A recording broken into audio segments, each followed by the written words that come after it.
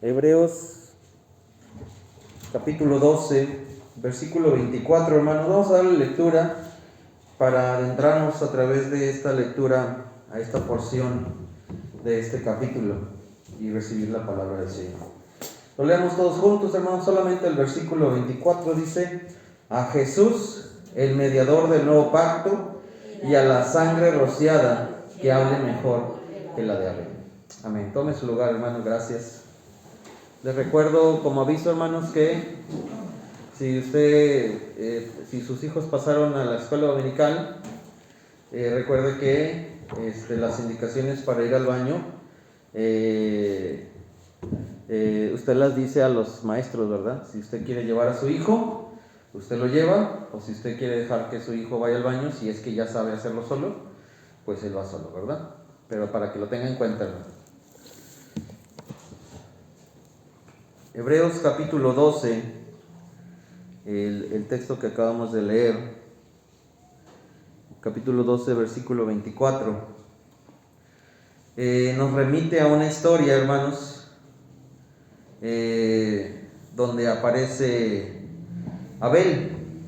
Y si usted recuerda, hermanos, la historia de Caín y de Abel, pues es la primera historia cruenta de la historia de la humanidad, es decir, cruel. Es la primera historia de un suceso muy feo, hermanos, sí, que es un asesinato, sí, y sucede entre los primeros hijos de Adán y de Eva. Y en el capítulo 4 de Génesis, si gusta acompañarme, hermanos, vamos a ver esta porción de la realidad. Capítulo 4. Y sucedió, hermanos, que en el 4:1, que conoció a Adán a su mujer, Eva, la cual concibió y dio a luz a Caín, y dijo: por voluntad de Jehová he adquirido varón. Después dio a luz a su hermano Abel, y Abel fue pastor de ovejas, y Caín fue labrador de la tierra. Y aconteció que andando el tiempo, que Caín trajo del fruto de la tierra una ofrenda a Jehová, y Abel trajo también de los primogénitos de sus ovejas, de lo más gordo de ellas. Y miró Jehová con agrado a Abel y a su ofrenda, pero no miró con agrado a Caín y a la ofrenda suya. Y se ensañó Caín en gran manera, y decayó su semblante. Entonces Jehová dijo a Caín: ¿por qué te has ensañado? ¿Y por qué ha decaído tu semblante? Si bien hicieres, ¿no serás enaltecido? Y si no hicieres bien, el pecado está a la puerta. Con todo esto, a ti será su deseo, y tú te enseñorearás de él. Y dijo Caín a su hermano Abel: salgamos al campo. Y aconteció que estando ellos en el campo, Caín se levantó contra su hermano Abel y lo mató. Y Jehová dijo a Caín: ¿dónde está Abel tu hermano? Y él respondió: no sé, ¿soy yo acaso guarda de mi hermano? Y él le dijo: ¿qué has hecho? La voz de la sangre de tu hermano clama a mí desde la tierra. La voz de la sangre de tu hermano clama a mí desde la tierra. ¿Sí? Este acontecimiento tan conocido, hermanos, entre nosotros en la historia del Génesis, y tan cruel, ¿verdad? Tan ensañoso, nos deja ver, hermanos, que esta es la primera vez en la historia de la humanidad que la sangre es derramada de un ser humano. Cuando a Jesús se le pregunta que si es lícito dar tributo al César, Jesús les dice: ¿por qué me tientan? Tráiganme una moneda. Y le llevan una moneda y les pregunta: ¿qué imagen está en la moneda? Y les dice, pues el César. Ahí está el César en la imagen de la moneda. Y les dice Jesús, pues den al César lo que es del César, y a Dios lo que es de Dios.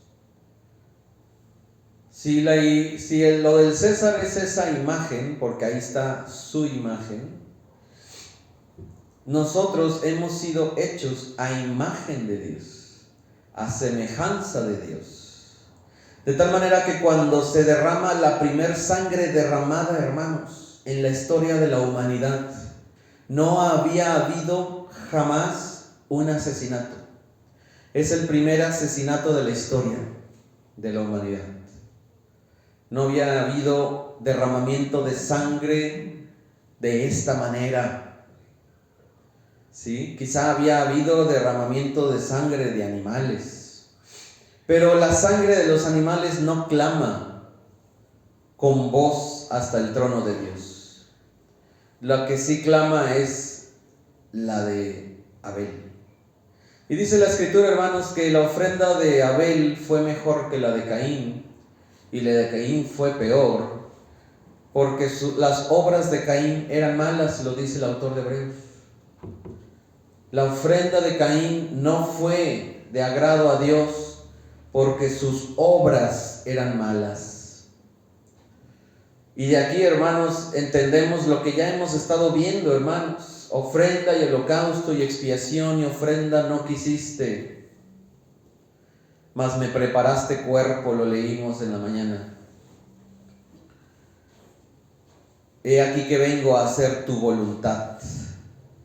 ¿Y qué le dijo Samuel a Saúl? ¿Se agrada el Señor de los holocaustos, de las ofrendas, de las expiaciones, más que de que le obedezcan? ¿Se fijan? Las ofrendas no tuvieron algún valor cuando en el interior, hermanos, hay un desprecio a Dios, hay un desprecio a mi hermano. Por eso la Escritura nos invita, y no nos invita, nos exhorta, nos exige que si yo traigo mi ofrenda y tengo algo contra mi hermano, o mi hermano tiene algo contra mí, primero que vaya yo y me reconcilie. Si yo conozco aquello, primero me reconcilio, porque ¿de qué sirve esa ofrenda? Sería como la ofrenda de Caín. Sería como la ofrenda de Caín, que Dios no le agradó. ¿Por qué? Porque no le gusta a Dios el fruto de la tierra y se le gustaban las ovejas. No, sino porque las obras de Caín eran malas. Y hasta el día de hoy, hermanos, ¿cuánta voz no ha ascendido al trono de Dios por la sangre derramada inocentemente? Imagínense cuánto clamor no ha subido al Señor por esta sangre derramada, que hasta la fecha, hermanos, es lo que nos enseñó el pecado. Esa fue la herencia de querer conocer el bien y el mal. Queríamos conocer el bien y el mal, pues ahí está el asesinato, ahí está el pecado en todas sus formas y colores. Pero hubo una sangre, hermanos, que clamó todavía más. Porque a diferencia de cualquier sangre derramada, aunque haya sido un inocente, no dejaba de ser un ser humano al cual el pecado le había llegado a través de la desobediencia de Adán. Sí, pero a diferencia de la muerte y la sangre de Abel, el autor de Hebreos nos dice que la sangre rociada de Jesús, el mediador del nuevo pacto, habla mejor que la de Abel. ¿Qué significa que habla mejor que la de Abel, hermano? ¿Qué significa que la sangre de Jesús habla mejor que la de algún conocido que fue asesinado? ¿Qué significa que habla mejor de alguna persona que fue ultrajada y que fue menospreciada? O de alguien que fue a la guerra y murió. ¿Por qué habla mejor la de Jesús? O de quizá un infante que murió siendo pequeño. ¿Por qué habla mejor la sangre de Jesús que la de cualquiera de los que menciono? ¿Cuál es la diferencia? Que a diferencia de cualquiera de los anteriores, hermanos,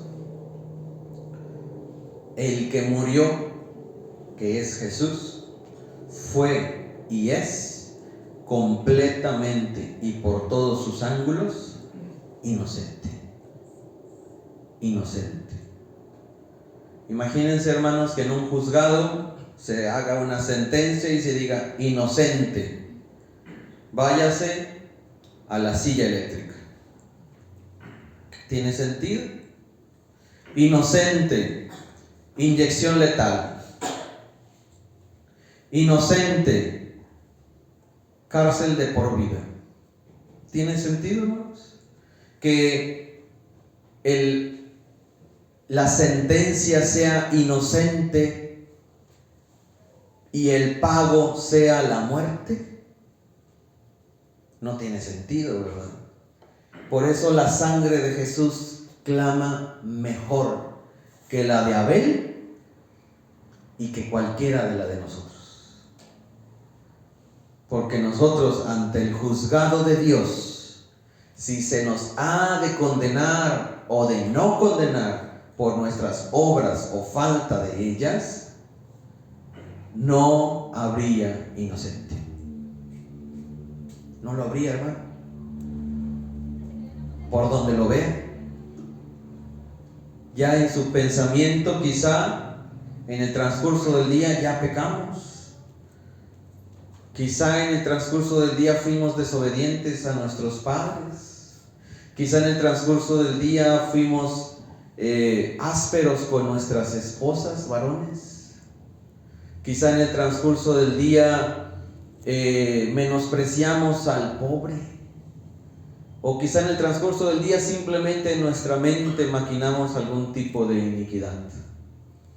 Pero la sangre de Cristo, hermanos, habla mejor que la de Abel.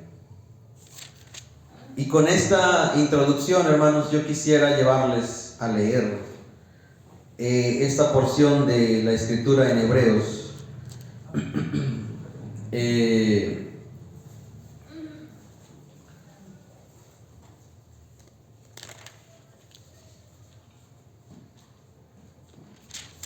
Y vamos a tratar de llegar hasta ahí, que es bastante, en estos 45 minutos que me quedan. Ay, suena mucho, ¿verdad? Y ya se hambritan, ¿no? Y vamos a leer desde el versículo 12, capítulo 12, versículo 1. Por tanto, nosotros también, teniendo en derredor nuestro tan grande nube de testigos, despojémonos de todo peso y del pecado que nos asedia, y corramos con paciencia la carrera que tenemos por delante. Eso lo habíamos platicado ahí en el culto a la mañana.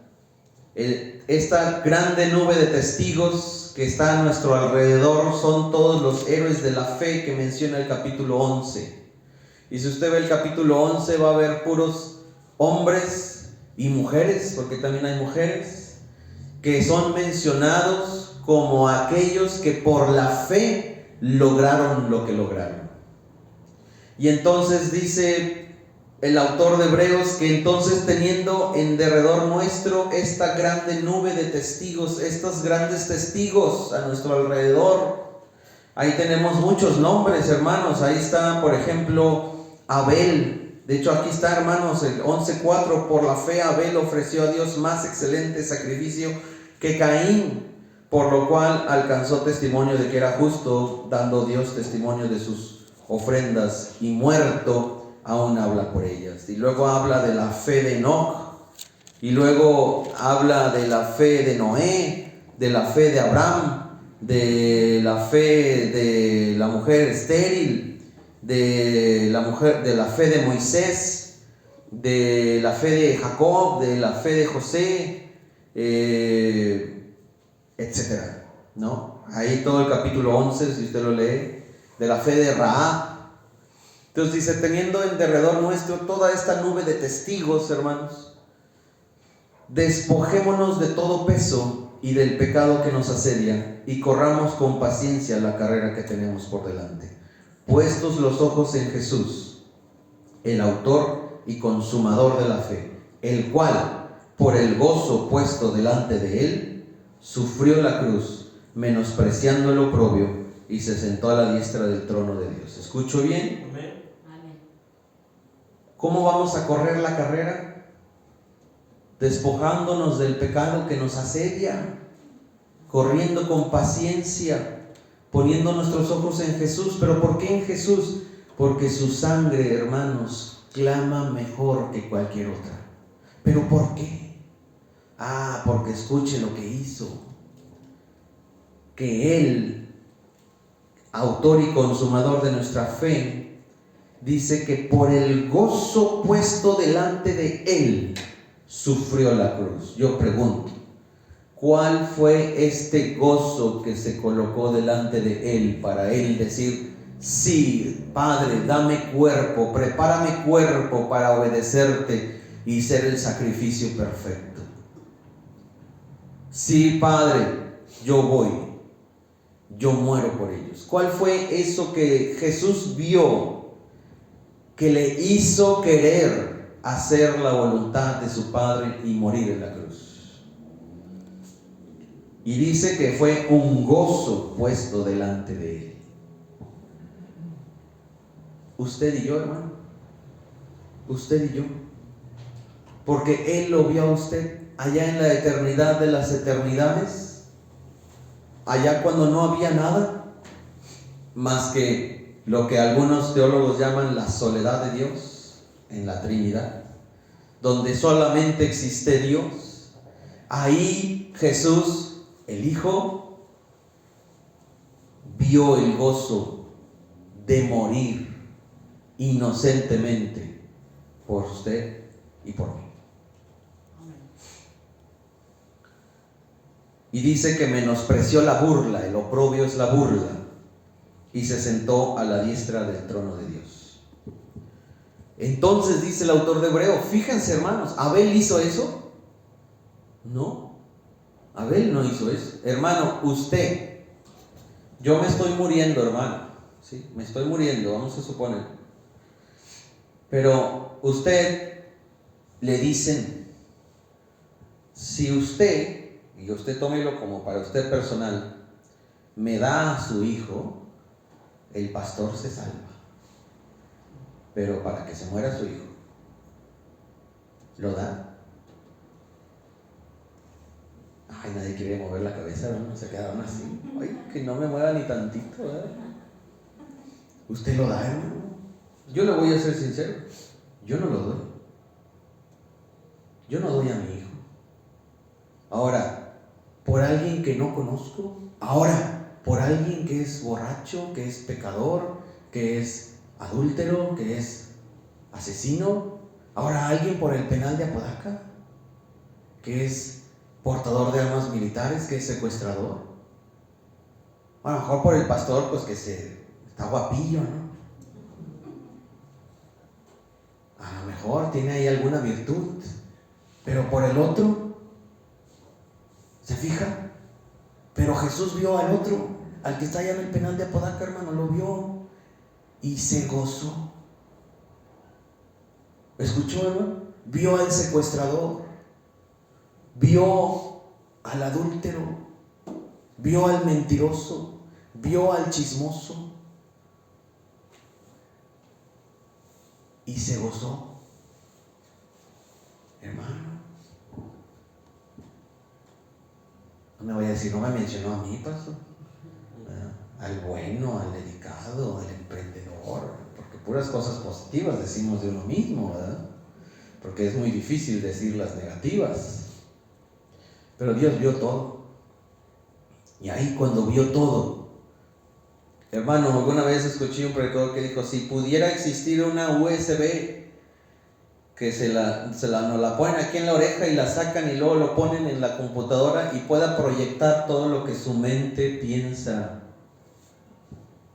¿Qué haría? Todo lo que su mente imagina. ¿Nos robaríamos mejor esa USB para que no sea manifestado nuestro interior? Porque a este cuerpo, hermanos, lo podemos embellecer muy fácil. Miren, yo nomás agarro el peine, a veces ni peine, nomás le hago así. Mi pelo es muy dócil. Y nomás le doy una lavadita al cuerpo y ya quedó. ¿Se entiende, hermanos? Pero lo que yo quiero llegar es que al mismo tiempo que usted se vea a usted mismo, usted vea lo que vio Jesús en la eternidad. Puesto, dice, por el gozo puesto delante de él. ¿Quién puso eso? ¿Quién puso eso delante de Jesús? Para que Jesús viera y dijera: sí, Padre, dame cuerpo porque voy a obedecerte y voy a morir por ese gozo que tengo enfrente. Por Luis, el pecador. Usted ponga su nombre, ¿verdad? ¿Se fija, hermano? Ese fue el motivante de Jesús. Ahora usted dígame, ¿qué será voltear a la cruz ahora que hemos visto la obra consumada? ¿Qué nos hace voltear a la cruz ahora que conocemos qué sucedió ahí? Y no solamente qué sucedió de manera visible, sino qué sucedió antes en la eternidad, cuando Jesús, hermano, le vio a usted. Le vio tal como es, desnudo, hermanos, no en cuanto a ropa, desnudo en cuanto a su interior, tal cual es, no como se presenta al otro, sino tal cual es. Y eso vio Jesús y eso le produjo gozo. Y entonces sufrió la cruz, quiso sufrir la cruz. Ya está entendiendo por qué la sangre de Jesús clama más que la de Abel, clama más que la de cualquier otro inocente, y lo digo entre comillas, porque si de inocente hablamos delante de Dios, solamente hay uno. Como les decía en la mañana, hermanos, ¿por qué le cantamos a Jesús? ¿Por qué cantamos ahorita solo de Jesús la sangre? ¿Por qué? Porque fue Él. Él es el centro de su religión, hermano. Él es el centro de su fe. Su religión se concentra en la persona de Jesús. Su fe está concentrada en la persona de Jesús. Y si usted aleja de su religión y de su fe a Jesús, usted se ha alejado del cristianismo. Usted tiene una religiosidad, pero no tiene una religión cristiana. Usted tendrá muchas formas y liturgias religiosas, hermanos, pero si no tiene a Cristo, no tiene el cristianismo. Por eso el emblema, hermanos, es la cruz, porque ahí se consumó la obra, se terminó. ¿Qué dijo Jesús ahí en la cruz, hermanos? Consumado es. Ya acabé, ya obedecí, ya cumplí, ya terminé. Y de ahí, hermanos, desciende al corazón de la tierra 3 días y 3 noches. Y va y le predica a los espíritus encarcelados. Y de ahí resucita al tercer día, después de 3 días y 3 noches, porque así dijo el Señor Jesús que iba a suceder. Así como Jonás estuvo en el vientre del gran pez 3 días y 3 noches, así estará el Hijo del Hombre en el corazón de la tierra. Y resucita, hermanos, al tercer día y se presenta con pruebas indubitables, dice Juan, y hace muchos milagros, y luego asciende y es escondido entre las nubes, y un ángel les declara a los apóstoles que miran, así como lo vieron irse así va a regresar. Hermano, pero el Jesús que viene después, viene montado en un caballo, viene a hacer guerra, viene en son de lucha, no viene en son de paz, viene a hacer guerra a las naciones que se han levantado contra Él. Porque si usted se fija, hermanos, todas las sectas y las falsas religiones siempre atacan a Jesús, siempre. No atacan ni al Espíritu Santo ni al Padre, atacan a Jesús, porque Satanás sabe que ahí es donde se ha de atacar. ¿No le da a usted consuelo, hermano, saber que antes de que usted naciera, Jesús ya le había considerado? El Hijo de Dios, el Creador del universo, ya le había visto, ya le había conocido. No le puede producir nada si no tiene fe, pero le producirá todo si usted tiene fe. Todo, hermano. Y entonces dice: considerad a aquel que sufrió tal contradicción de pecadores contra sí mismo, para que vuestro ánimo no se canse hasta desmayar. Pastor, es que estoy muy desanimado, ¿cómo le hago? Pastor, es que las pruebas de la vida, pastor, es que las luchas, es que la enfermedad, es que el dinero, ¿cómo le hago? Hermano, voltea a la cruz, mire cuánto lo ama el Señor. Pero como yo les he dicho, hermanos, no podemos entender el valor de la cruz hasta que no entendamos nuestro pecado. Como la mujer pecadora y Simón el fariseo, ¿se acuerdan? Simón, le dice, he aquí había dos deudores, y uno debía mucho y otro debía poquito, y a los dos se les perdonó. ¿Quién ama más? Pues al que se le perdonó mucho. Exacto. Mira esta mujer, todo lo que ha hecho desde que yo llegué, me echó perfume en los pies, me enjugó, y no ha dejado de llorar. Pero no vamos a entender la cruz, hermanos, hasta que no entendamos nuestro pecado. Si usted no lo ha entendido, hermano, muy probablemente, si usted no ha visto su pecado, si usted no ha visto de dónde lo rescata el Señor, muy probablemente, hermano, su fe está tendiendo de un hilo.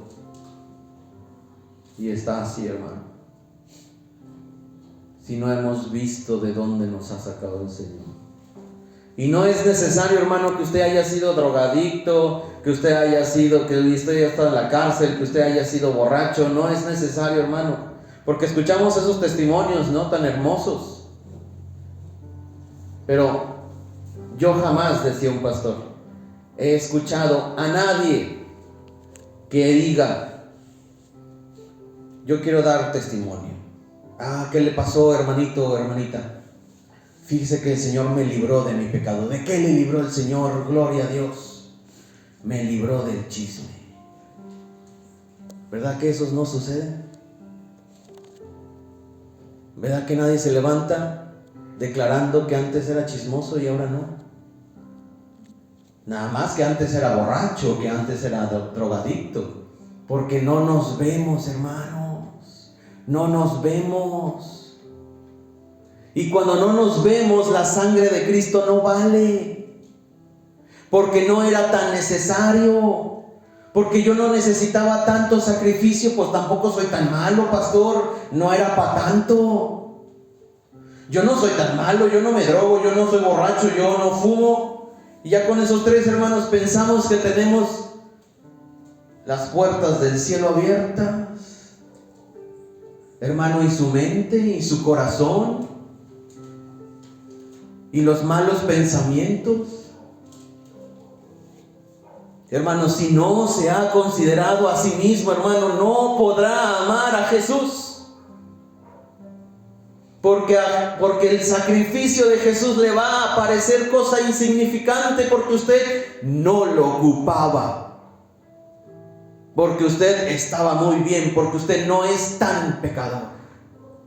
No es para tanto, pastor, tampoco me diga esas cosas que me voy a enojar. Hermano, no lo digo yo. Por cuanto todos pecaron y todos están destituidos de la gloria de Dios. Todos. No hay ninguno bueno. No hay quien haga el bien. No hay ni siquiera uno, dice la palabra.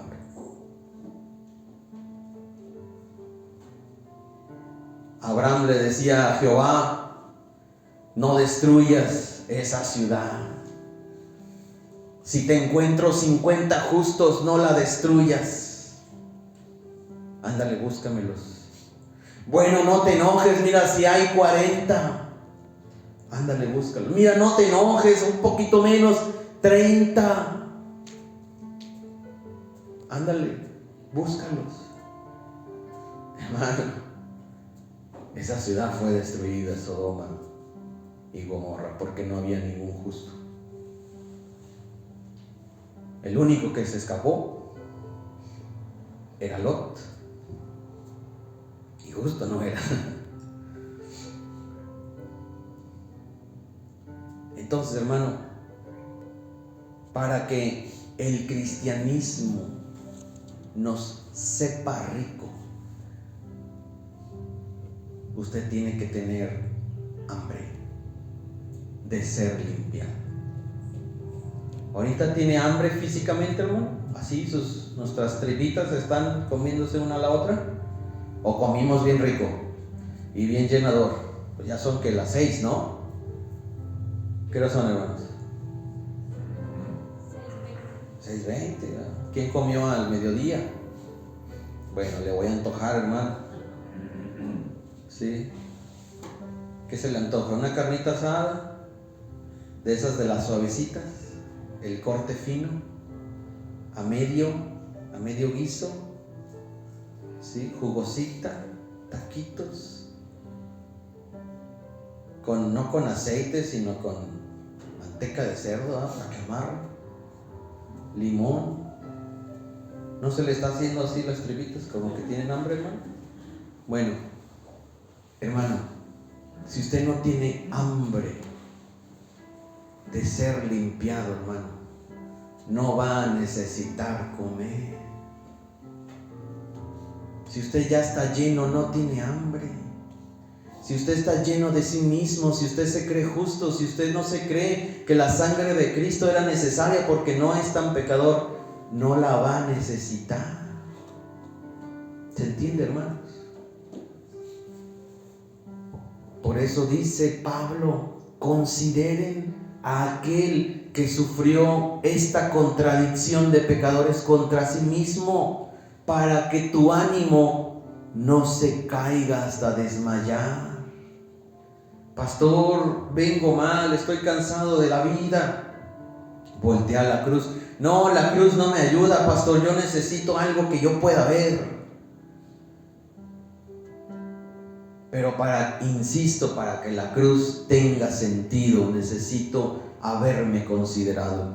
4, porque aún no habéis resistido hasta la sangre combatiendo contra el pecado, y habéis ya olvidado la exhortación que como a hijos se os dirige, diciendo: hijo mío, no menospreciéis la disciplina del Señor, ni desmayes cuando eres reprendido por Él, porque el Señor al que ama disciplina y azota a todo el que recibe por hijo.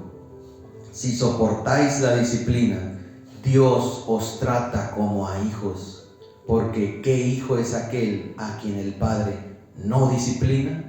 Pero si se os deja sin disciplina, de la cual todos han sido participantes, entonces sois bastardos y no hijos. Por otra parte, tuvimos a nuestros padres terrenales que nos disciplinaban y los venerábamos. ¿Por qué no obedeceremos mucho mejor al Padre de los Espíritus y viviremos?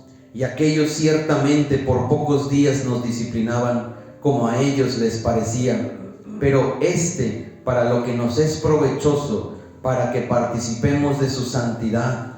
Es verdad que ninguna disciplina al presente parece ser causa de gozo, sino de tristeza, pero después da fruto apacible de justicia a los que en ella han sido ejercitados. Pablo escribe y dice: que tu ánimo no decaiga, considera a Jesús, y si tu ánimo está decayendo, considera que estás siendo disciplinado. Porque si tú eres hijo,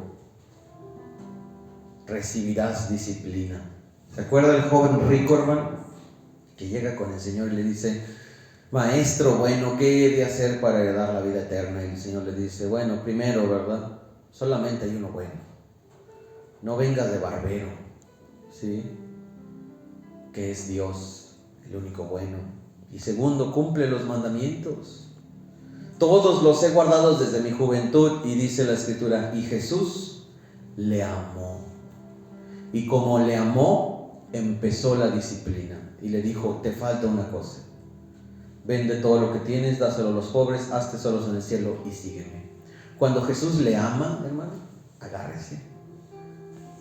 Si Jesús le ama, agárrese, hermano, porque le va a disciplinar, porque le ama.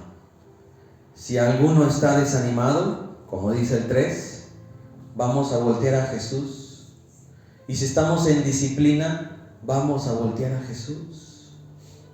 Porque mírelo, el inocente a la silla eléctrica, el inocente a la inyección letal, el inocente a cadena perpetua. ¿Cómo es eso? Pero yo soy inocente. No, yo no. Entonces considera, voltea a la cruz. Y si estás en disciplina, voltea a la cruz. Porque si estás en disciplina, quiere decir que el que murió por ti te está disciplinando. Porque si no, dice Pablo, seríamos bastardos. Qué tremendo, dice, qué tremendo Pablo, ¿verdad? No seríamos hijos, seríamos bastardos. Por lo cual, dice el 12, levantad las manos caídas y las rodillas paralizadas, y haced sendas derechas para vuestros pies, para que lo cojo no se salga del camino, sino que sea sanado. Seguid la paz con todos y la santidad, sin la cual nadie verá al Señor. Mirad bien, no sea que alguno, aquí está, hermano, aquí vamos a meternos un poquito, no sea que alguno deje de alcanzar la gracia de Dios. ¿Cómo? Pues que brotando alguna raíz de amargura os estorbe, y por ella muchos sean contaminados. ¿Puedo dejar de alcanzar la gracia de Dios? Claro que sí. Claro que sí. ¿Cómo? A través de la amargura. ¿Qué cosas, no? ¿Cómo que a través de la amargura? Sí, porque acuérdense que ya dijo Pablo: estás desanimado. Bueno, considera a Jesús, que ese sea tu ánimo, para que no caigas en la amargura que te va a alejar de la fe, para que no dejes de alcanzar la gracia de Dios. ¿Estás desanimado? Voltea a ver a Jesús. ¿Estás siendo disciplinado? La vida te está yendo pesado. Voltea a ver a Jesús. Insisto, hermanos, si no nos hacemos como cristianos del ejercicio rutinario de voltear a la cruz, me voy a enojar y me voy a amargar. Como yo les decía en la mañana, ¿se acuerdan? No, yo quería eso azul, pero lo hicieron amarillo. Me amargo la vida. Y yo les decía: digan eso enfrente de la cruz. Digan eso al pie del Calvario. Digan eso viendo al crucificado. Ay, es que mi hermanito me hizo caritas y no bonitas, y me enojo. Di eso adelante de la cruz. Di eso al pie de la cruz, mi hermano. ¿Tiene sentido? ¿Tiene sentido decir esas palabras al pie de la cruz? No tiene sentido, hermano. Entonces, si estamos desesperanzados o si estamos desanimados, hermanos, y quizá hay prueba en tu vida, no tengo otra herramienta, hermano, no la tengo más que a Jesucristo. Porque Dios no nos ha provisto de otra cosa para que su ánimo se eleve más que Jesucristo. ¿Por qué, pastor? Jesucristo? Porque Él en la eternidad te vio a ti.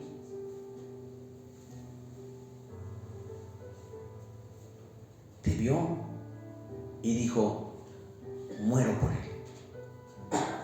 Vale la pena. Muero por Gabriel, muero por Manuel, muero por Ángel, muero por Siria, muero por Eddie, muero por Yair, muero por Víctor. Él te vio en la eternidad y dijo: sí vale la pena. Hermano, ¿no es eso maravilloso? ¿No es eso para cuando yo esté desanimado o quizá en una prueba de disciplina de parte de Dios, yo me levante y no caiga en esta amargura que me puede alejar de la gracia de Dios? Que primero me va alejando de la iglesia, luego me va alejando de la fe y termino luego alejándome de la gracia de Dios, hermanos. Y así, pasito a pasito, esta raíz de amargura, hermanos, se va creciendo como la enredadera, la planta de la enredadera, hasta que llena todo. ¿Por qué, hermanos? Porque nos aferramos a que yo quería amarillo y nos aferramos a que mi hermanito me hizo caras, en lugar de estar parados al pie de la cruz viendo al crucificado que en la eternidad dijo: sí, sí muero por ti, porque te amo. Pero que hasta que esto no haga sentido en mi corazón, hermanos, no vamos a poder vivir plenamente la vida cristiana. Vamos, la vida cristiana, hermano, ¿sabe qué va a ser? Como yo veo que muchos, y miro para arriba porque no quiero mirar a nadie, pero hablo en general en el cristianismo, muchos caminan el cristianismo como cargando, hermanos, una piedrota. Ay, vamos arrastrando a los pies, hermano. Y me voy encorvando y me sale joroba cada día más. Y ya no puedo. Hermano, le digo algo. Si usted recibiera materialmente todo lo que en su carne piensa que necesita para ser pleno y para ser feliz, cuando lo tenga, no va a ser feliz, no va a ser pleno. Lea Eclesiastés, ahí está en la Biblia. Lo escribió una persona que tuvo todo. Tuvo riquezas como usted no se imagina. Tuvo mujeres, tuvo 100 concubinas. Fue rey, fue sabio. Le visitaban desde Egipto para escucharle porque era un sabio. Y este sabio, hermanos, que se llama Salomón, dijo, después de considerar todo lo que él había edificado y después de ver todo lo que él había ganado y todo el imperio que había levantado y después de ver todas sus riquezas y todos sus edificios y todos sus ganados y todas sus mujeres y todos sus hijos y toda su sabiduría, y después de levantar y levantar y levantar toda su gloria, dice, he aquí todo es vanidad y aflicción de espíritu, por tanto aborrecí mi vida, dice Salomón. Aborrecí mi vida. ¿Sabe qué logró aquellas riquezas? Que aborreciera más su vida en lugar de lo contrario. Hermano, no se venda, no se compre la idea que lo material le va a dar lo que su corazón necesita.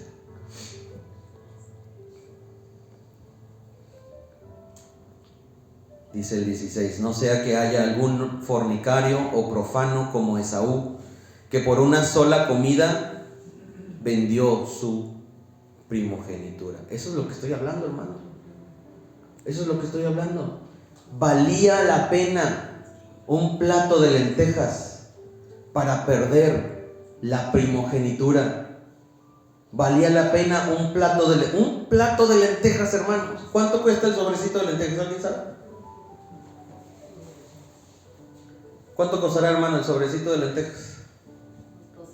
12 pesos, hermanos. 12 pesos entregó su primogénito, entregó la bendición de Dios por 12 pesos. Porque eso era amarillo y yo lo quería azul. Porque el hermano me hizo caras. Porque el Señor no me hace millonario. Porque no tengo esto, porque no tengo lo otro. Por 12 pesos entregamos y menospreciamos la sangre de Cristo. ¿Se entiende, hermano? Ahora, yo no estoy hablando de nadie en particular, hermano. Yo estoy leyendo la Escritura. Y la Escritura, hermano, es un espejo. ¿Sí? A todos nos va a rebotar. A todos. Es un espejo. Porque ya sabéis que aún después, estoy en el 17, aún después, deseando heredar la bendición, fue desechado y no hubo oportunidad para el arrepentimiento, aunque la procuró con lágrimas. ¿Regresó la primogenitura, hermanos? No. Se la quedó su hermano. Aquí no está hablando de salvación, hermano, ni de perdición, ni de infierno, ni de cielo. Aquí está hablando de la primogenitura. La perdió. Así como Saúl.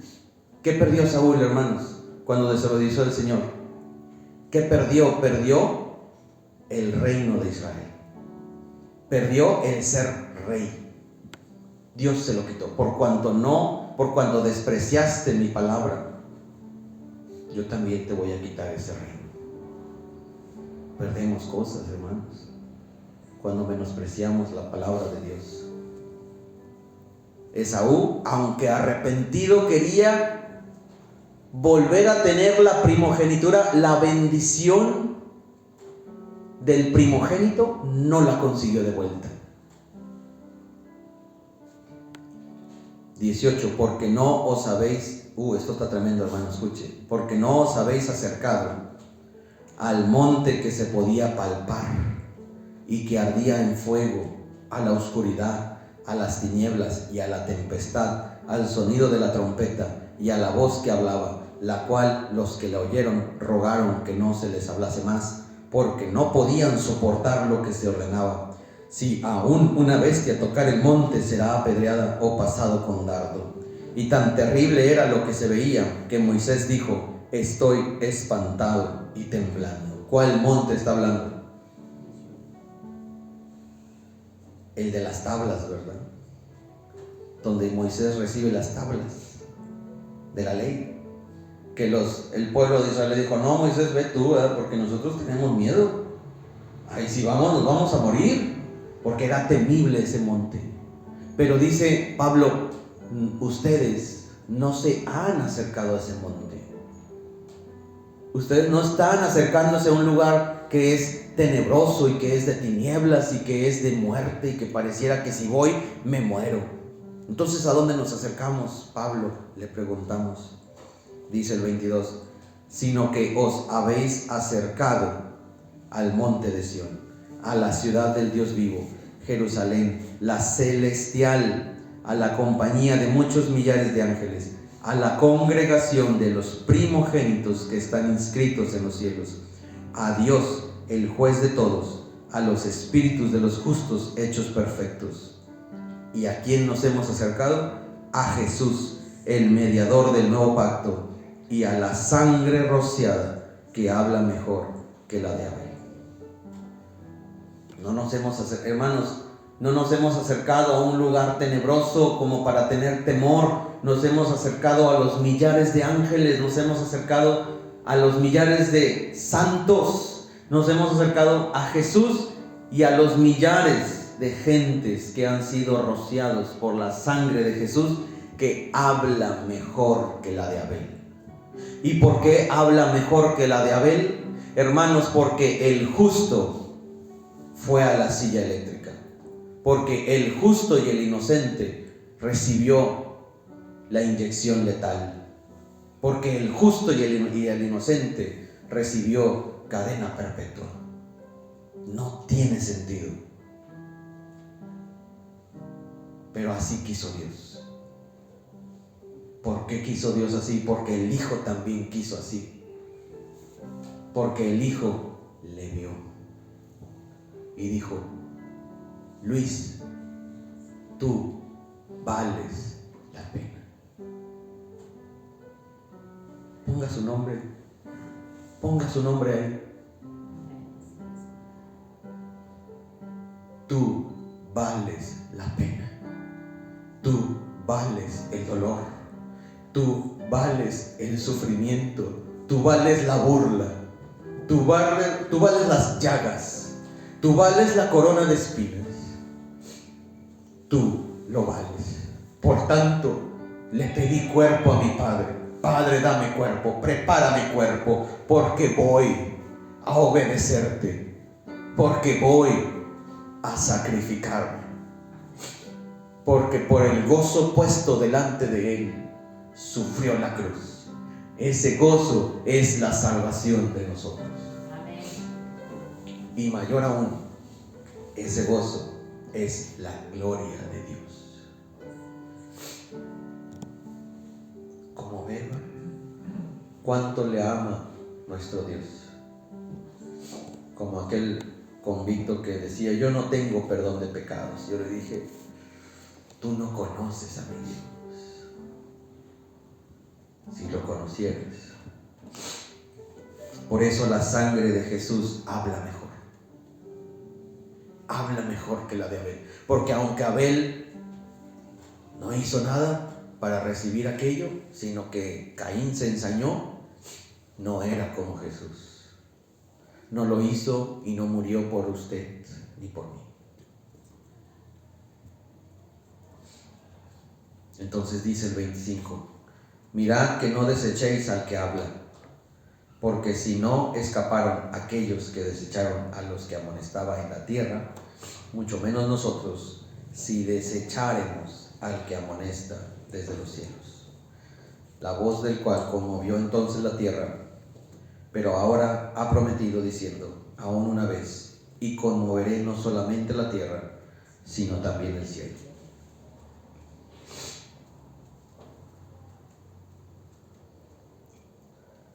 Entonces, hermanos, hay que acercarnos, como escuchamos en el canto: tu sangre habla mejor que todo el clamor que en esta tierra hay. Que hay justicia para mí. Habla mejor tu sangre. Habla mejor la sangre de Cristo que cualquier circunstancia que estemos pasando. Y yo quiero, hermano, lograr en usted, si es que no ha sucedido, que podamos, hermanos, depurar nuestro cristianismo. Depurarlo. ¿Qué es depurarlo? Sacar las cosas que no sirven. Sacar las cosas que al contrario me estorban. ¿Qué nos estorba según la palabra que acabamos de leer? La raíz de amargura. No sea que nos estorbe, dice Pablo, y nos aleje de la gracia. Que nos estorban, hermanos. Y pueda usted vivir la vida cristiana con una sonrisa, aún en medio del dolor. O después del dolor, sonríe. Porque lloramos con los que lloran también. Y podamos entender, hermanos, cuánto vale usted. Insisto, si no he considerado mi pecado, pensaré entonces que no valgo mucho para Dios, porque entonces Dios no habrá enviado a su Hijo a morir por mí por mucho, porque no había mucho que hacer en mi vida, porque yo no era tan malo, ¿se entiende? Si no me he considerado, hermanos, no puedo entender el amor de Dios, porque no lo necesito. ¿Se entiende? Si yo creo que no necesito la sangre de Cristo, como usted me está diciendo, pastor, entonces no se puede de manera razonable entender el amor de Dios. Pero eso se trabaja, hermanos. Porque la fe es por el oír, y el oír la palabra de Dios. Eso se trabaja, porque, hermanos, el mundo, a sus hijos, hermanos, el mundo, todos los días les está taladrando en su cabeza y en su... Taladrando, hermanos. Taladrando. El mundo, Satanás, el enemigo, les está taladrando a sus hijos todos los días. Su forma de ver la vida. Les está taladrando a sus hijos todo lo que es antibíblico, todo lo que es antidios, y lo están consumiendo.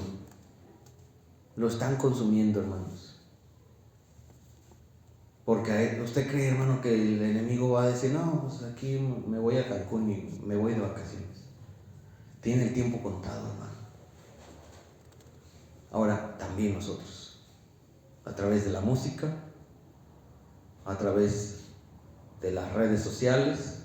Ahora, ¿vamos a quitar todo eso, pastor? ¿Nos vamos a hacer como los menonitas y vivimos en una sociedad aparte? No, hermano. Trabaje la fe de sus hijos. Trabaje la fe de usted y la de sus hijos. Venza con el bien el mal. No se trata de hacernos ermitaños, hermanos, y tratarles de encerrarlos en una burbuja y encerrarnos también nosotros en una burbuja. Porque, hermano, Satanás con un toquido la destruye y les enseña la maldad. Se trata de fortalecernos y fortalecerlos en la fe para que ellos puedan saber quiénes son delante del que los amó. Y cuando el enemigo venga con una oferta, y cuando el mundo venga con una oferta a usted o a sus hijos, ellos o usted puedan tener el conocimiento de lo que ya Dios les ha ofrecido. Y entonces puedan decir, no, mi cuate, mi Dios me ha ofrecido tanto, tu oferta no se compara. Vente cuando tengas una oferta como la de mi Dios. No la va a conseguir el mundo. ¿Se entiende, hermano? Pero bueno, ya hace más hambre, ¿verdad? Porque ya es más tarde. Vamos a orar, hermanos, para ser despedidos. Padre, tu sangre habla mejor y clama más que la de Abel. Porque tu Hijo, el justo, murió por los injustos. Murió por mí. Ese es el amor. Yo te ruego, Padre, que tú puedas trabajar en nuestros corazones ese amor que nos has tenido. Porque no podremos caminar libremente esta vida cristiana, Padre, a través de la religiosidad. Tarde que temprano vamos a caer. Pero sí la podemos andar a través de tu amor. Porque lo que ahora vivo en la carne, dice Pablo, lo vivo en la fe del Hijo de Dios, el cual me amó y se entregó a sí mismo por mí. Y si el motor de Pablo, Padre, era tu Hijo, haz también el motor nuestro, tu Hijo Jesucristo, el amor que nos ha dado. Que así sea, Señor. Te lo ruego y te damos gracias en el nombre de tu Hijo Jesús. Y ahora también oramos por estas ofrendas y diezmos que se han de levantar, porque de lo recibido de tu mano es que podemos darte. Y si es así, Padre, con alegría lo hacemos. A ti la gloria en el nombre de Jesús. Amén. Amén, hermanos. Con esta oración terminamos. Dios mediante, nos vemos el miércoles para el estudio de los Tesalonicenses. Recuerde, el sábado hay reunión de matrimonios para que no deje de venir.